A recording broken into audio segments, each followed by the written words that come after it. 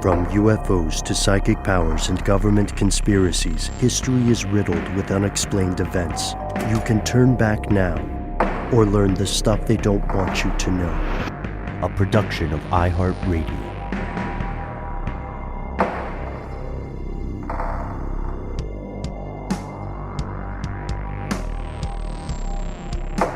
Hello, welcome back to the show. My name is Matt. My name is Noel. They call me Ben. We're joined as always with our super producer, Alexis, codenamed Doc Holliday Jackson. Most importantly, you are here. That makes this the stuff they don't want you to know. It is one of our favorite evenings of the week as we hurtle headlong toward autumn. It's listener mail. This is where we get to hear from the best part of the show, you, specifically you, our fellow listeners, our fellow conspiracy realists. Thank you for joining us. We're going to have some unhinged, hilarious conspiracy emails. We might talk to Tom about the dragon. We might check in with the border of Myanmar. We are immediately going to talk pest controls, because ever since our buddy SC Bug Geek wrote to us, we've had a lot of conversations about not just pesticides, but herbicides, rodenticides, many sides. All the sides. We try to look at both sides or multiple sides, however many there may be. And can I just say, in the interest of speaking of the best part of the show, if you want to carry on the spirit of listener mail, carry it on over to Apple Podcasts, where you might leave us a 5-star review and some kind words to help us sleep tight at night.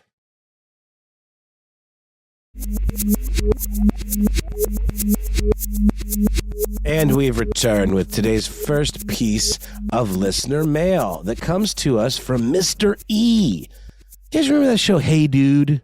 Hey Dude. Better watch out for those man-eating jackrabbits and that killer cacti.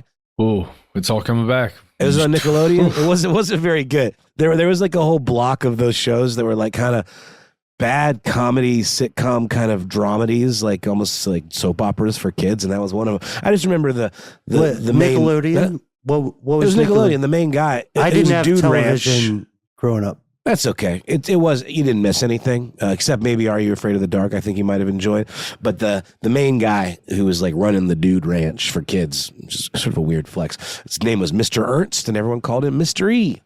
That's all I got, guys.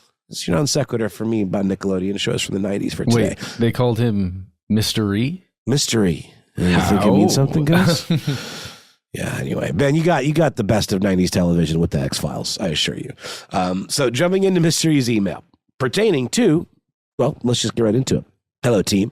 Just listened to your great segment on dactyl and thought I'd write you to chime in with a bit of contextual knowledge from my days as a pest control operator. Years ago, I was a structural pest control board licensed field operator, working seasonally for relatives who owned the family business.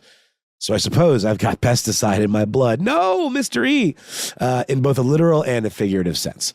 It was not a great gig, all in all, but it had its perks, and it helped put me through university. As a tiny bit of backstory here, this is me, Noel. The story in question here was about the EPA issuing an emergency order to stop the use of an herbicide known as dactyl. Matt, I believe this is a story that you brought. The EPA issued this statement, specifically out of Colorado.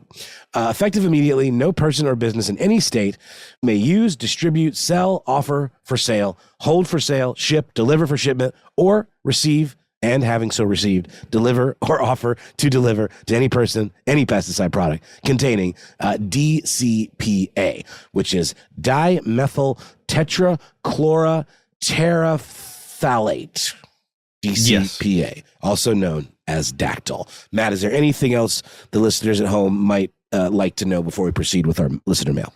The main thing to know is that it's the first time in 40 years that the Environmental Protection Agency took such emergency action to stop a product or, an additive chemical from being distributed like this. Got it. So big deal. So back to the message. Firstly, of course, you're correct regarding the use of the umbrella term pesticide as straddling other more niche genres like herbicides and rodenticides. Ben, you mentioned both of those in the cold open of the show. However, while I'm fairly sure that the EPA has made a good and long overdue decision to restrict the chemical in question, I would like to invoke terminology again to possibly rebut or at least qualify one or more of your assertions. Hopefully, it will help to temper some of the chemophobia, which so often threatens to send us all into hysterics, myself included. You guys allege that the herbicide is, quote, inside the vegetables mentioned, which I really doubt. Pesticides, which go inside of a plant as part of their mode of action, are called systemics, and they're usually not herbicides, because if you put an herbicide inside of a plant, it will likely kill that plant, which isn't great if you're trying to grow and sell that plant. Herbicides kill plants, so you try to apply them to the plant you want to kill generally. I'm not super familiar with Dactyl, but I would guess, based on its advertised efficacies, that it is either used in targeted applications or broadcast sprayed around food crops to control weeds. So some probably gets on the broccoli, but likely not so much in the broccoli. While surface exposure is also not great, but at least it's a lower degree of contamination. And it also leaves the chemical more exposed to environmental factors like sunlight, temperature variations, and precipitation, all of which help to break it down over time, thus reducing likelihood of harmful levels of contamination to consumers. Because another very important point, all chemical toxicity is measured in units of mass of the chemical per unit of body mass of the exposed creature, thus resulting in the LD50 and LD100 benchmark measurements of toxicity, as well as others. Relative reductions in exposure matter a lot. I'll refrain from too much speculation regarding golf courses and the perhaps dubious pull of the people who play on them. But I'd say that given its harms to fetuses and presumably very young people, neither of which group are very well represented populations on golf courses, Dactyl would probably be more of a hazard in places like public parks. If the chemical is sprayed on grass and you have just walked on that grass sometime later, you probably aren't really having much exposure.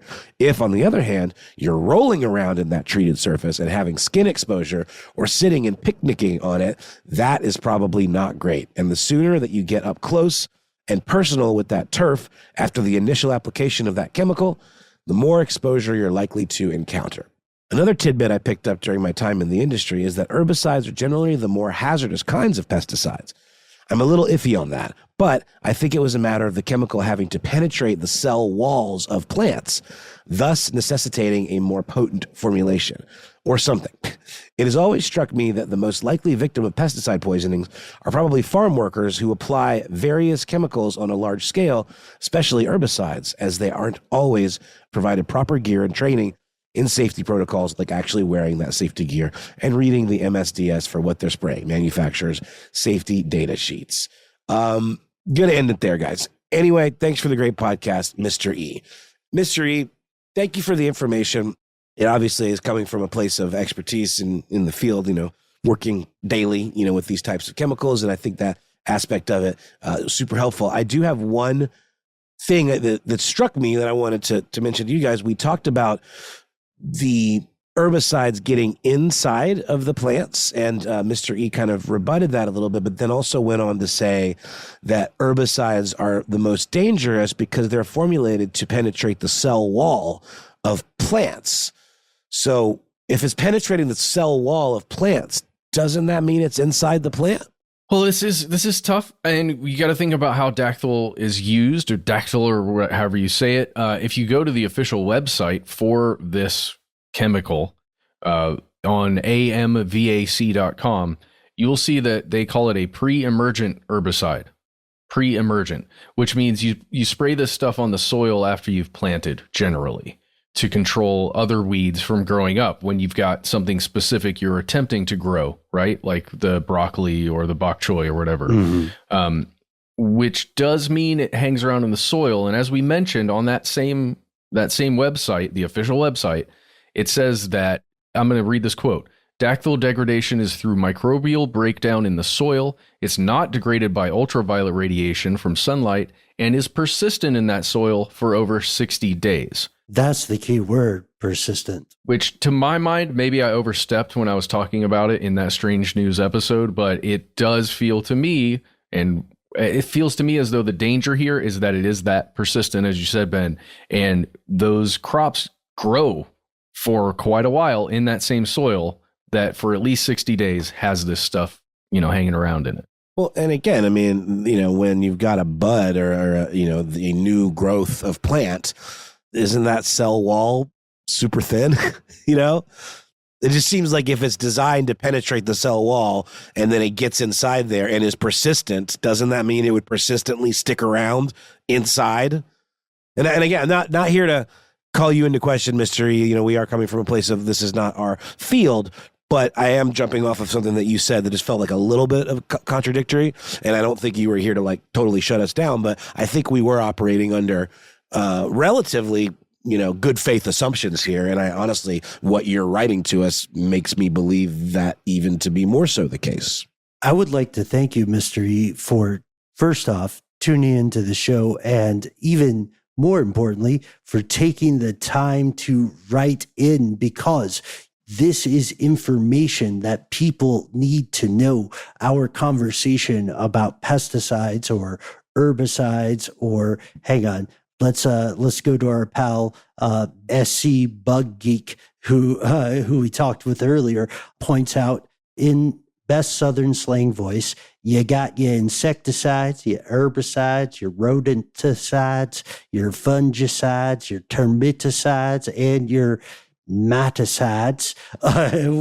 We have many pest control experts in the crowd tonight. And one thing that we hear often is the label is the law. This idea of professionals understanding the implications of these chemicals and these substances deployed, it strikes a great discrepancy, I would argue. The public doesn't understand the same things that the professionals understand. And that may be an object of concern. Just to finish that thought. Absolutely. And Mr. E also provided us a link to something that I referenced in his email, the Manufacturer's Safety Data Sheet, or MSDS for Dactyl.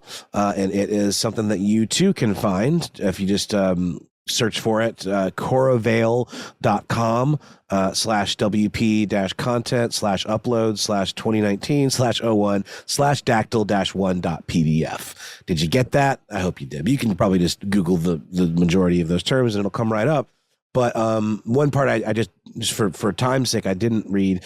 The MSDS that he linked to, he kind of referred to it as being curiously incomplete in some areas, which I thought was interesting. And then just to close out, he went on to say, long story short, your fear of pesticides is justified, but the upside is that various contaminant factors limit your likelihood of problematic exposure. And they're also, thankfully and surprisingly, pretty heavily regulated in the U.S. On the topic of regulations, I've just moved to Europe, and I have to tell you, it is in fact better over here, which has a lot to do with regulations. But I'll spare you a spiel and just end it there. Anyways, thanks for the great podcast. But looking at this MSDS sheet, I wouldn't have anything approaching the expertise to know what Mr. E means by spare or like incomplete, because I'm looking at it and it's a good, 10-page document with a lot of text involving regulations in different states. There's a whole section for regulatory information, transport information, referring to DOT and other transport organizations, disposal considerations, and then carcinogenic effects, carcinogenicity, which is a fun word, germ cell mutagenicity, which I think maybe what he's referring to is I don't see much on here about the impact on fetuses per se. But I guess that's the issue, right? This was like maybe something that was outside the scope of what was understood to be dangerous about this thing. And according to the EPA, not able to be properly mitigated enough with those actions that Mr. E was talking about, in terms of like the goal would be to reduce exposure. That would be the goal. And it looks like EPA with their ruling, emergency ruling, determined this thing is not mitigatable. Is that kind of your perspective there as well, Matt, from the original story? Yeah, because the big concern was mothers, right? Right. But this document doesn't say anything about that. It doesn't say anything about dangers to, fetuses or unborn children. No, it does talk about rabbits and rats and other creatures that they tested acute toxicity on it, and it's not great. So I don't know. They're mammalian, so it would transfer, right? The same concerns could be, I don't know. It's like an evil version of credit transferring through different universities. If something hurts one kind of creature, it can hurt a similar creature. 100%. Gosh, it's one of those that they write in these materials that Mystery sent, like, do not allow this material to drain into sewers or water supplies. Wait, what happens with crops, guys? You water them with giant watering systems. And where does that water go? Well, groundwater, and that goes places that can ultimately end up in homes. Right? It says do not contaminate ponds, waterways, or ditches with this chemical. Guys, this really does remind me of the many pieces of correspondence we've received from fellow conspiracy realists. Again, in the pesticide industry, there's a monopolization, again, as we spoke about with Big Bug, right? I think that's what we called it. There is a concerted effort to accelerate, or I would say maintain, if not accelerate, the discrepancy between expert knowledge, right, and scholarship versus the public awareness. Similar to lead pipes, right? The idea of lead's effect on people, or, I might get in trouble for this one, but thalidomide is pretty dangerous. And the known research, the known proven consequences of exposure to thalidomide, those consequences were buried quite successfully. There was a conspiracy to bury the results of thalidomide exposure. So we have to ask ourselves not whether this stuff is 100% dangerous. We have to ask ourselves why the public is not more readily empowered with information about exposure to these substances. 100%. And I also really appreciate the point Mr. E makes in the email about how, if this were to be used like in a park and you were picnicking or like rolling around in the grass, that would be a much more dangerous transmission of this stuff than, say, a golf course. But if I remember correctly, one of the things that perhaps I snarkily, commented on was the idea that, they're not going to do anything about it until the rich people complain because it's contaminating their golf course. And I think that might, on my part, have been a bit of an oversimplification, but it's hard to ignore that aspect of it does seem to have moved the needle to some degree. Agreed. And if you want to learn more about just these, dangerous chemicals we're talking about, Ben, that story from East Palestine that we talked about, a long time ago, there's new reporting coming out over the past week and a half, 2 weeks, just about the dangers that the cleanup workers faced and how many people actually got very, very sick from cleaning up these chemicals. I really appreciate you bringing that up, Matt, because I'm still in contact with a lot of those folks. Wow, thank you. It's rare that I would be inarticulate there, but that means the world. To the folks in East Palestine as well, let's remember, just because a headline is no longer in the news, it doesn't mean the story is over. Thank you, man. Very, very true. Thanks as well, Matt. And thanks to you, Mr. E. We're going to take a quick pause, hear a word from our sponsor, and then come back with some more messages from you.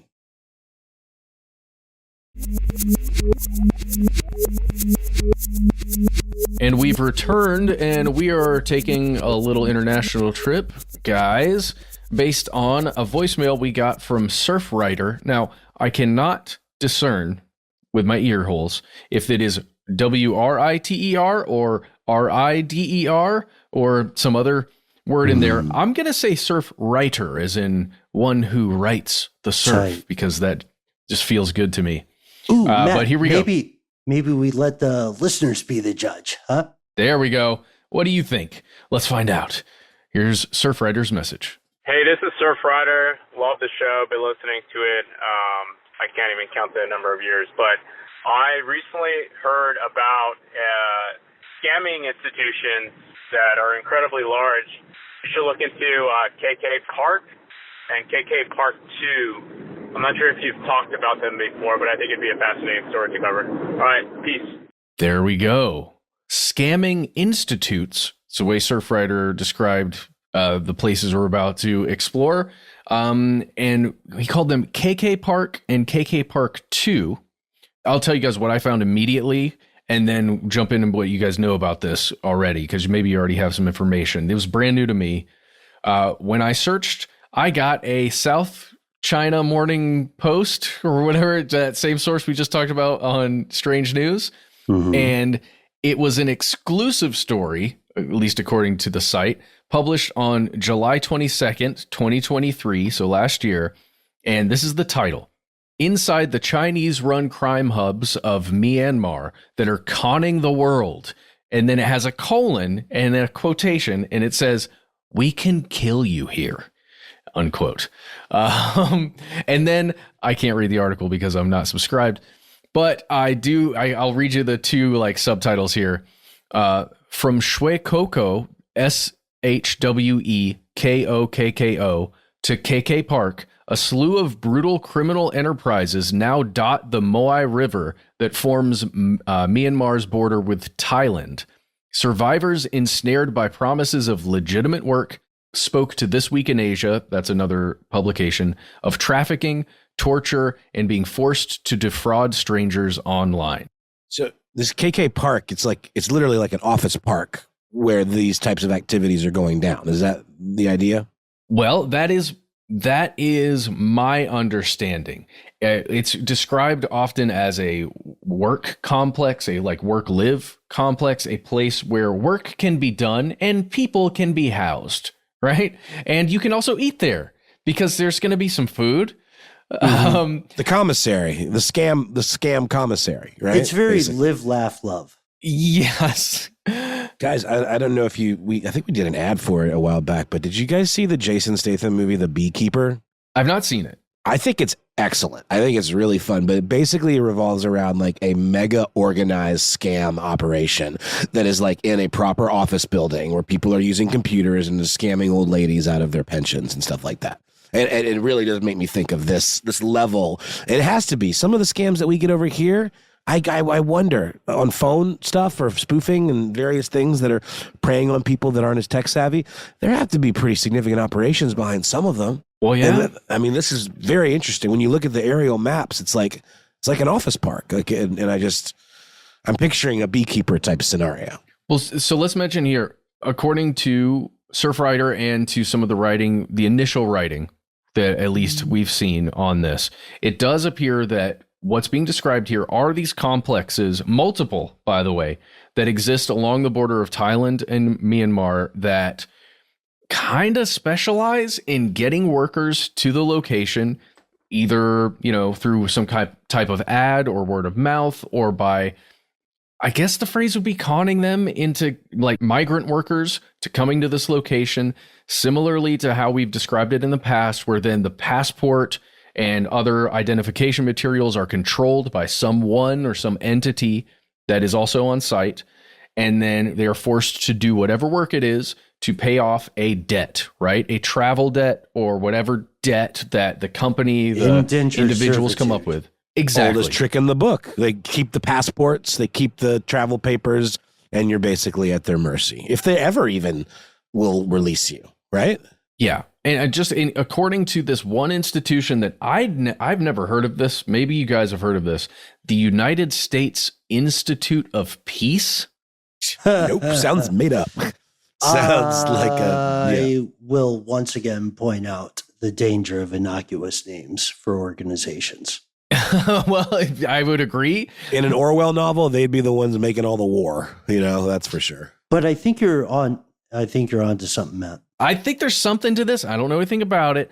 This is an institute that was created after this thing passed called the United States Institute of Peace Act in 1984, and their mission is to, quote, serve the people and the government through the widest possible range of education and training, basic and applied research opportunities.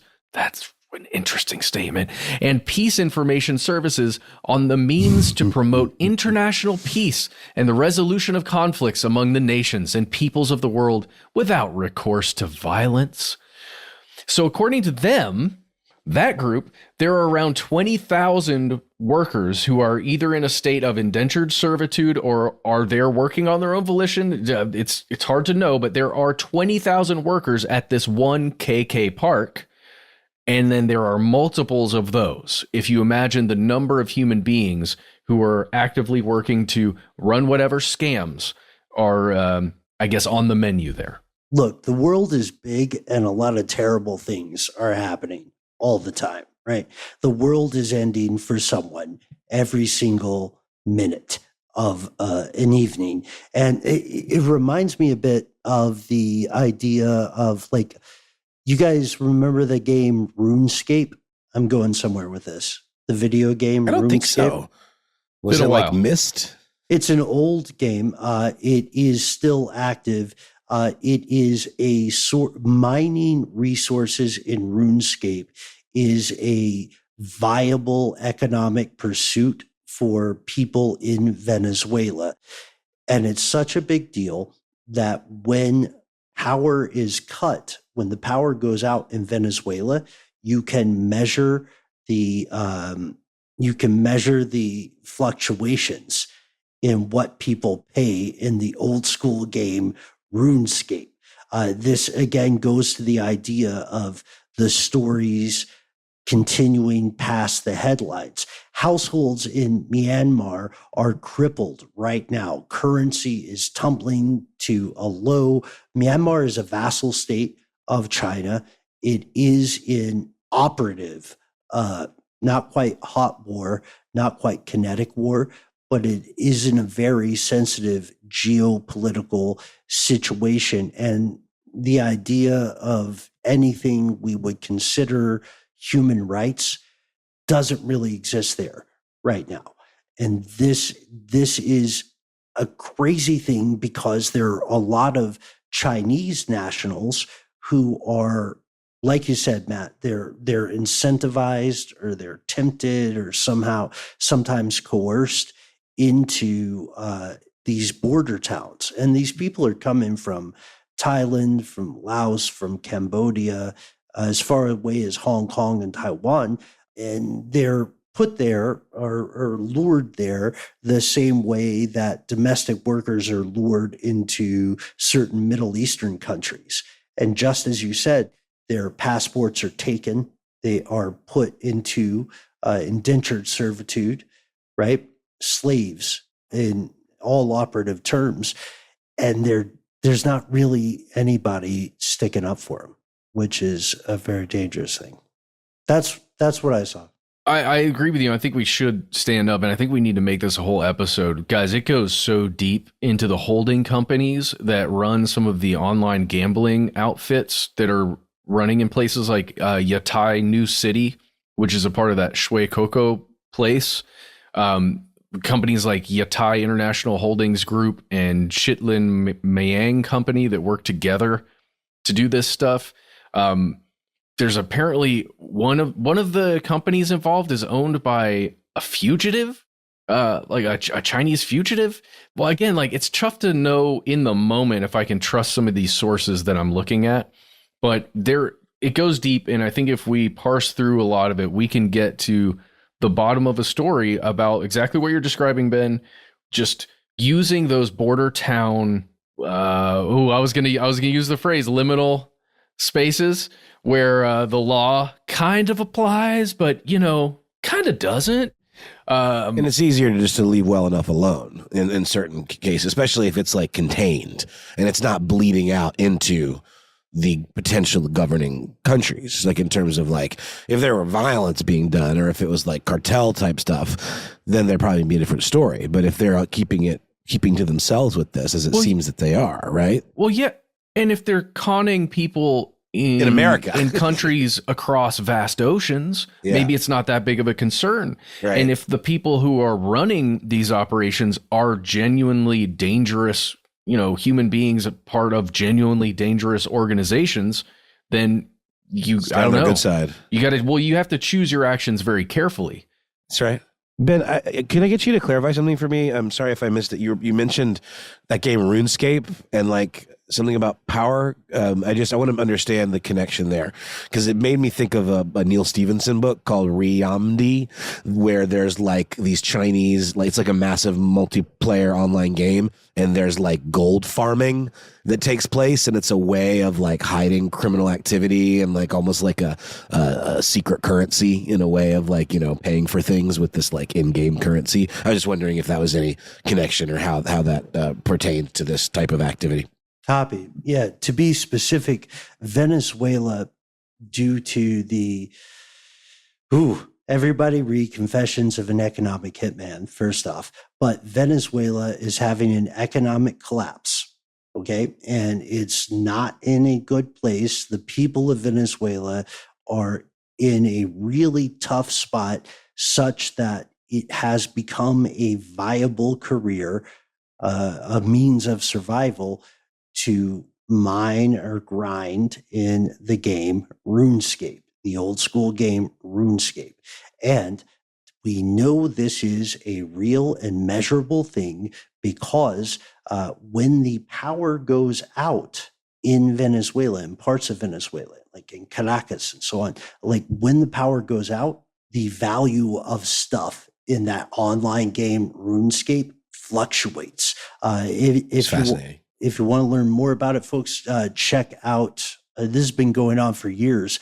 You could check out articles from like 2020. Here's one. I'm just off the dome Googling how RuneScape is helping Venezuelans survive. May 28th, 2020 by Matt Ombler. And that's a tangential reference to what you're talking about, Matt, which is the process going on now in Myanmar, but people's lives are on the line. And I guess, Matt, are there some people that are part of this willingly? I guess this is stuff we have to dig and find, because obviously they're the top dogs, the people that are supervising it, making the big money, but it seems like a lot of it is tantamount to kidnapping and indentured servitude. I just wonder if there are echelons and like what that looks like. It's very, very troubling and fascinating. It appears that it's organized criminal activity that is controlling these sites. You can see reporting out of CNN from May 2023. Title of this, it's archived, so I don't know if you can actually find the original one anymore, but a genuine archived CNN article titled 6 Filipinos Rescued from Human Trafficking Syndicates in Myanmar. And what they are describing here are people who got basically taken into KK Park, then taken to another place called Century Park in Myawaddy, Myawaddy, and they were able to cross the border into Thailand and escape. So human beings that are being forced to work there, that are escaping, they're talking about torture, at least once they get free. They're talking about taking part in cryptocurrency and love scams, specifically, while they're there. And again, imagining that that's happening probably across the ocean, if not just targeting other places that they see as very wealthy, these criminal organizations. There was a BBC article specifically talking about scams in Cambodia. And again, like very similar places. They all mention KK Park, by the way. So that is probably our starting point, just the way it was with Surfrider's message. Start there and expand out and just see what we can find. Agreed. And appreciate your time immensely, Surfrider. Thank you for bringing this to the forefront, because I think we can all agree this is something that is unfamiliar and specific to a lot of people in the West. When we're talking about online gambling or video games, it may sound innocuous. It very much is not. We are talking about human trafficking.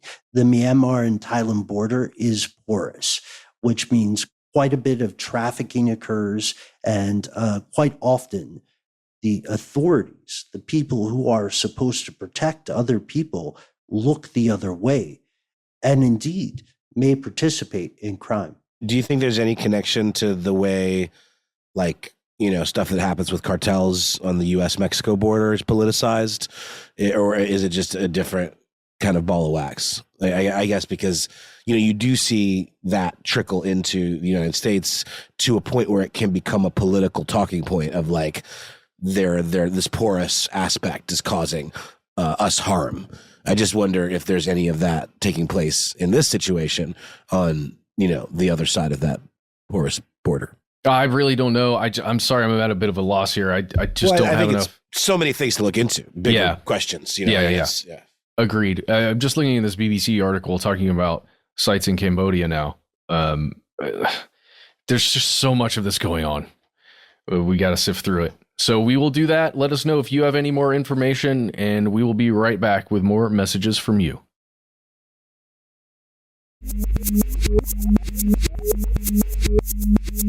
And we have returned with a choice for our intrepid host here. Do you guys want to hear an unhinged, hilarious conspiracy email, or do you want to hear from Tom and the Dragon?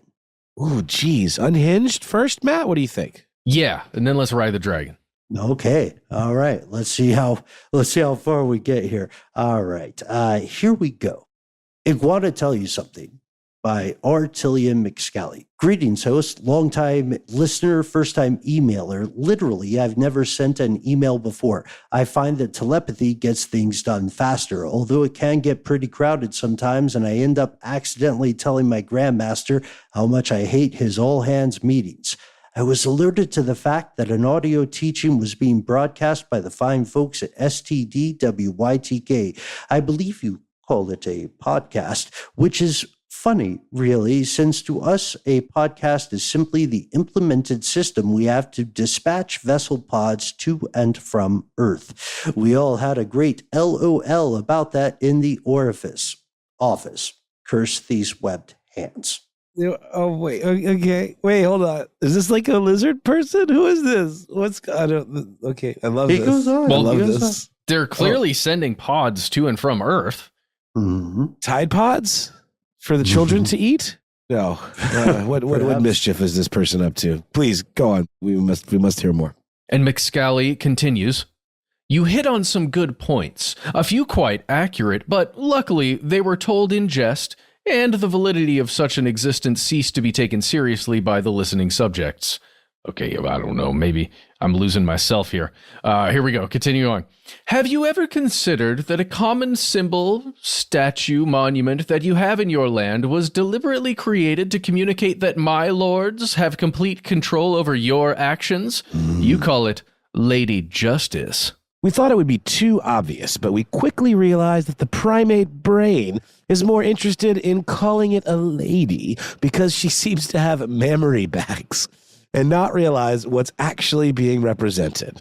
First of all, and I mean, come on, one hand is carrying scales. Let me emphasize the word scales. I'll let you continue figuring that one out. Second, scales. Everybody think about that. It's a reptile joke. Secondly, the sword. This one I admit is trickier. You see, just like on your planet, there are some lizards, no relation, that lose their tail when confronted by danger. We reptilians also have that ability. However, being much larger in size, our tail doesn't fall off that easily. So we have our own swords. I'm saying swords to help quicken the process. It really is a B word. Cut their own tails? This is, wow, psychotic. All right, I think we're getting the home stretch here, Matt. All right, here we go. Third, so we've got the scales, we've got the sword. Here it comes. Third, the blindfold. No, justice is not blind. Its eyes are very much awake. Or, since we have the double-layered eyelid, we like to joke that they're eyes wide shut. Get it? I mentioned this once during the studio filming of the moon landing, and this guy, Stan, who's doing the filming, just bust a gut right there. He wrote it on a napkin, and I always wondered what he'd do with it. Anywho, I digress. The blindfold is to signify our hidden place in your world. working unseen from the shadows. Easter egg upon Easter egg. This is good stuff. Yeah. The less said about the Statue of Liberty, the better. Excrement. I have to go. Mother is calling for our feedings, and I'd hate to get another tongue lashing, a literal one. Believe me, you don't want to get slapped by that thing. It's like being hit with a wet fish wrapped in sandpaper. Talk some other time. I'm getting the hang of this electronic mailing system. Be in touch. Xenu be with you. So say we all. Okay. So say we all. So say we all. All right. Did we get an important message, or is that unhinged? What do you guys think? Oh, yeah. Well, we got a super important message. We need to get to the postscript, though, because that's what makes it all make sense. Yes. Matt, why don't you take us home on that one? Well, the postscript that McSally wrote is, go ahead and use this in my name on the casting pod.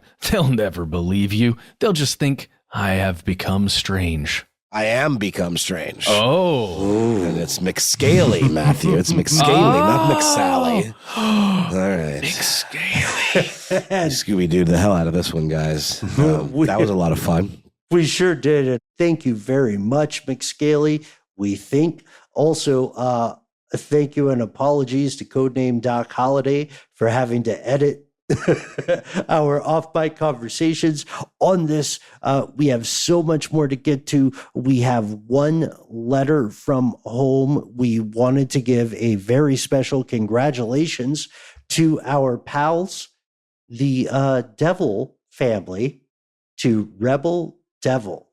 We talked about this a little bit off air. Turns out one of our favorite conspiracy realist couples has just tied the knot, jumped the broom, made the matrimony. Getting hitched? Yeah, on purpose. Whoa, bold move in 2024.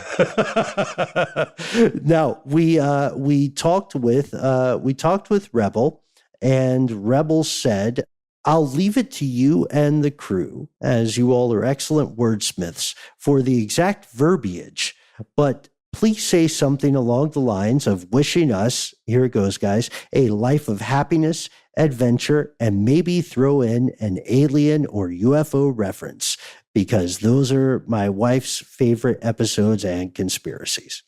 Heck yeah. Can do. We got a good UFO reference? Oh, it's got to be now. Okay. Sorry. I just meant those are some of our favorite episodes too. I don't know, man. I can't do it. I can't do it on command like that.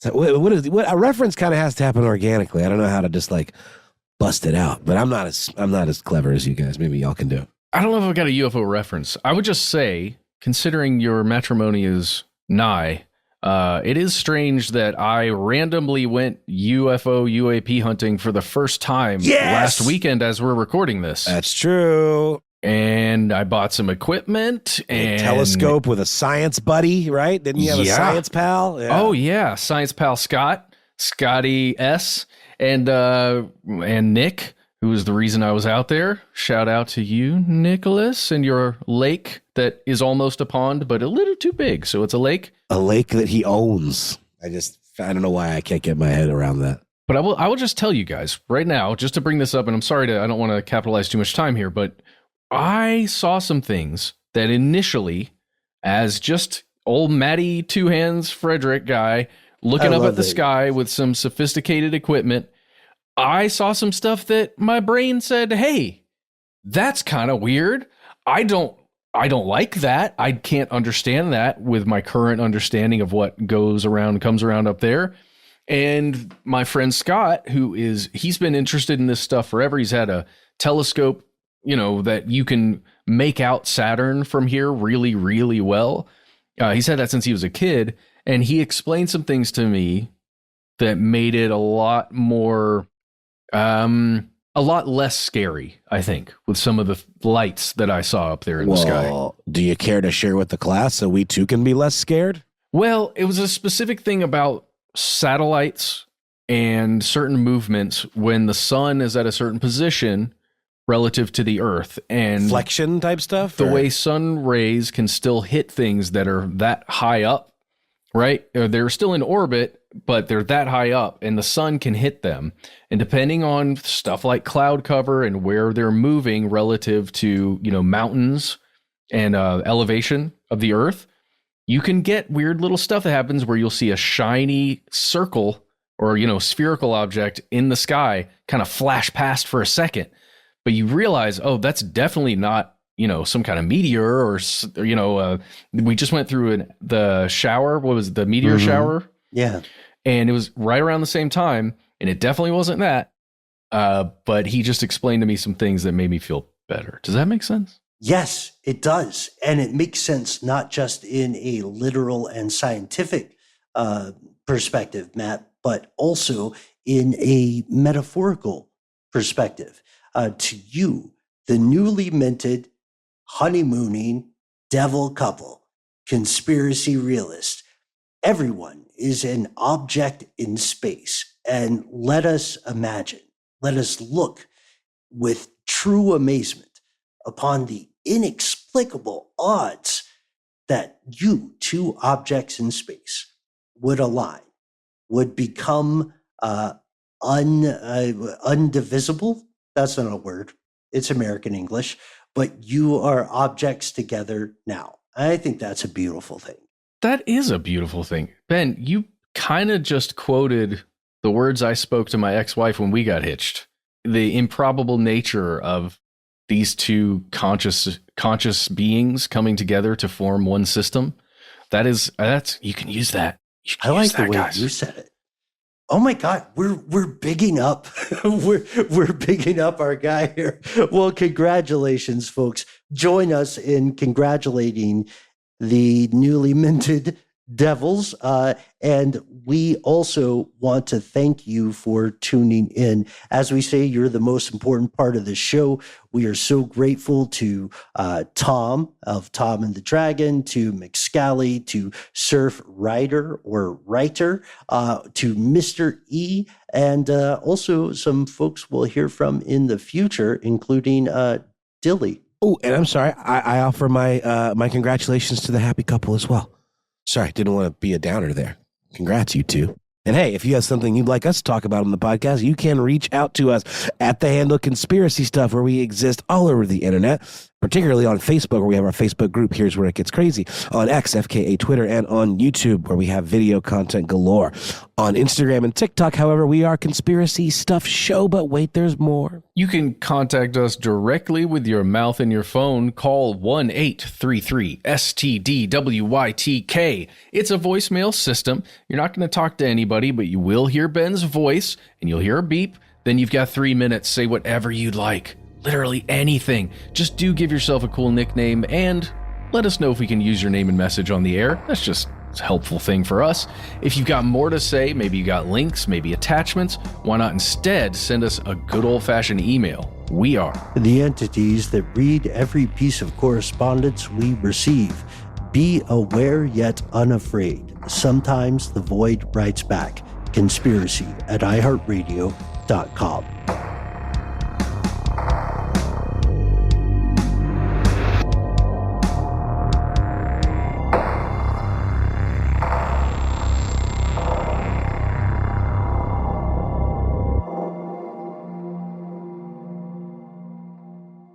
Stuff They Don't Want You to Know is a production of iHeartRadio. For more podcasts from iHeartRadio, visit the iHeartRadio app, Apple Podcasts, or wherever you listen to your favorite shows.